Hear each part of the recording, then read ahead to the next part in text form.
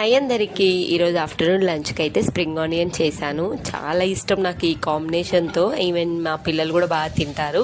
Spring onion చాలా మంచిది. లేతగా ఉన్నాయండి, ఆనియన్స్ తక్కువగా వచ్చాయి, స్ప్రింగ్స్ ఎక్కువ ఉన్నాయి అన్నట్టు. అందుకని నేను ఒక బిగ్ సైజ్ ఆనియన్ తీసుకున్నాను. ఇంకొంచెం కర్రీ క్వాంటిటీ కూడా పెరుగుతుంది కదా అని ఆయిల్లో కొంచెం కసూరి మెత్తి, ఆవాలు, జీలకర్ర వేసి ఒక బిగ్ సైజ్ ఆనియన్ కట్ చేసుకున్న తర్వాతకి స్ప్రింగ్ ఆనియన్స్ కూడా వేసి టొమాటో వేసాను. ఈ మూడు మగ్గిన తర్వాతకి నేను మసాలాలు వేసాను.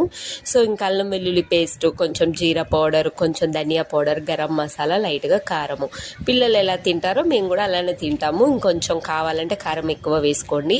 సో లాస్ట్కి అదంతా మసాలాలన్నీ వేసుకున్న తర్వాతకి వాటర్ కొంచెం కొంచెంగా వేసుకొని తర్వాతకి ఎగ్ని ఈ విధంగా డ్రాప్ చేయండి. ఈరోజు మా కన్నయ్య కూడా స్ప్రింగ్ ఆనియన్ రైసే చేశాను, అది రేపు వీడియోలో పోస్ట్ చేశాను. ఇంకా మా ముగ్గురు కోసం అయితే ఈ విధంగా కర్రీ చేసుకున్నాము.